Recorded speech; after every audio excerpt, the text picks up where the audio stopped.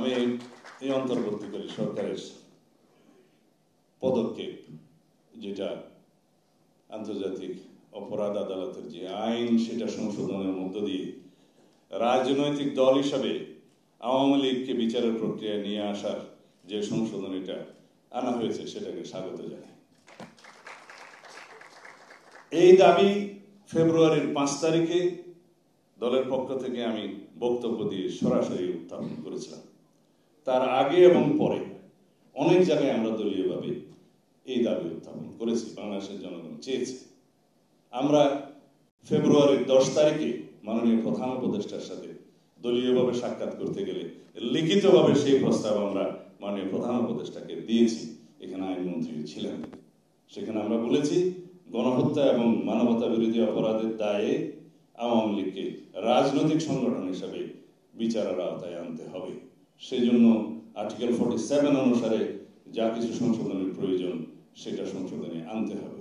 এবং এখানে সবচাইতে ভালো দিকটা হচ্ছে আর্টিকেল 47-এ যে সংশোধনী আনা হয়, যে আইন প্রণয়ন করা হবে, সেটার আওতায় যারা আসবে তারা আর্টিকেল 31 এবং 35-এর কোনো মৌলিক অধিকারের সুযোগ পাবে না, আর্টিকেল 44-এর সুযোগ নিতে পারবে না, আর্টিকেল 102-এর সুযোগ নিতে পারবে না।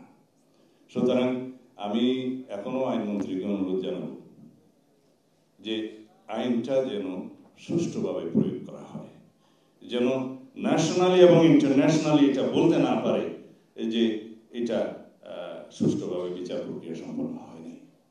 সেই বদনাম যেন আমাদের না হয়।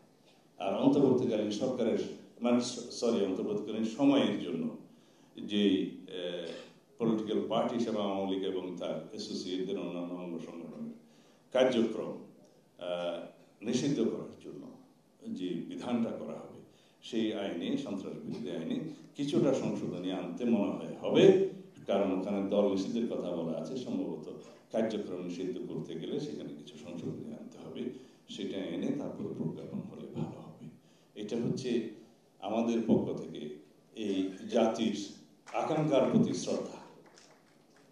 জুলাই গণ অভ্যুত্থানে শহীদের রক্তের প্রত্যাশা, আকাঙ্ক্ষা, এদেশের জনগণের প্রত্যাশা যে বাংলাদেশে যেন আর কোনোদিন স্বৈরাচার এবং ফ্যাসিবাদের উৎপাদন না হয়।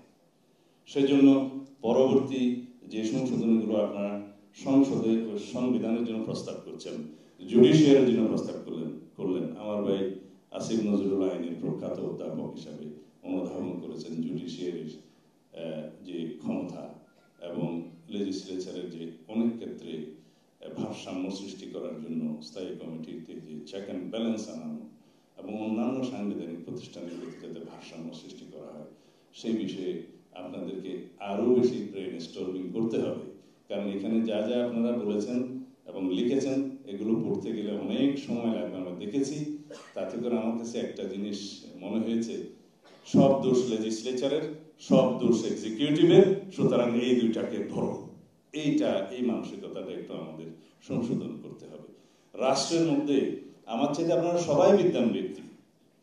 মন্টেস্কোর সেপারেশন অফ পাওয়ার থিওরির এসেন্সটা কি? ওটা হচ্ছে যে harmonious cooperation in between all the organs of the state. সেই ভারসাম্যটা সৃষ্টি করার চেষ্টা করেন এবং সেই ভারসাম্য এবং কোঅপারেশন, সেই মধুর সহযোগিতা যদি অব্যাহত থাকে, তাহলে চেক অ্যান্ড ব্যালেন্সটা এস্টাবলিশড হবে। আগের মতো এক্সিকিউটিভকে ফুয়ারার বানানো যাবে না, সেটা মানি। কিন্তু জুডিশিয়ারিকে যেভাবে আমরা অ্যাকাউন্টেবিলিটি ছাড়া ছেড়ে দিচ্ছি, সামনের অভ্যুত্থানটা তো সে জুডিশিয়ারির বিরুদ্ধে হবে। এখনো পর্যন্ত জুডিশিয়ারিতে কারা বসে আছে, তাদেরকে বহাল রেখে 30-32 জন ফ্যাসিবাদের দোষর আমরা ইন্ডিপেন্ডেন্স অফ জুডিশিয়ারি এনশিওর কিভাবে করব? তখন করা হবে সেই জাজেসদের ইন্ডিপেন্ডেন্স এনশিওর করা হবে, যাদের মধ্য দিয়ে ফ্যাসিবাদ তার আয়ুটা দীর্ঘায়িত করেছে। লোয়ার জুডিশিয়ারির ক্ষেত্রে বলেন, আমরা প্রশাসন এবং পুলিশ ক্যাডার সহ বিভিন্ন ব্যুরোক্রেসিতে অনেকের চাকরি যেতে দেখেছি, অনেকের রিটায়ারমেন্টে গেছে, অনেকের ভিতরে অ্যাকশনস হয়েছে। But no one from the lower judiciary, শুধুমাত্র 2000-এর বেশি সাজা দেওয়া হয়েছে রাতের কোর্ট পুলিশে এই ঢাকা সিএমএম কোর্ট থেকে, হেডেড বাই বিকাশ রায়।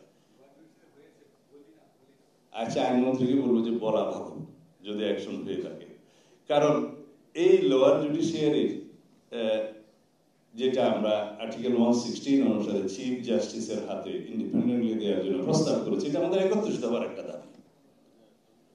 সেটা ইমপ্লিমেন্ট করার আগে এই লোয়ার জুডিশিয়ারিকে ক্লিন করতে হবে, মেসেজ দিতে হবে যে দলীয়করণ, দলখানা, দলদাস বিচারগিরি করলে বাংলাদেশের জনগণের বিরুদ্ধে এবং গণতান্ত্রিক আন্দোলনের সংগ্রামীদের বিরুদ্ধে, সাংবাদিক সহ সকল শ্রেণী পেশার মানুষের বিরুদ্ধে যে কোনো রকমের দলীয় ইনস্ট্রাকশনে যদি বিচার কার্য করা হয়, সাজা দেওয়া হয়, তাহলে বাংলাদেশের মানুষ এক সময় আপনাদেরকে অ্যাকাউন্টেবল করবে এবং আপনাদেরকেও you must be brought to the justice, এই কথাটা মেসেজ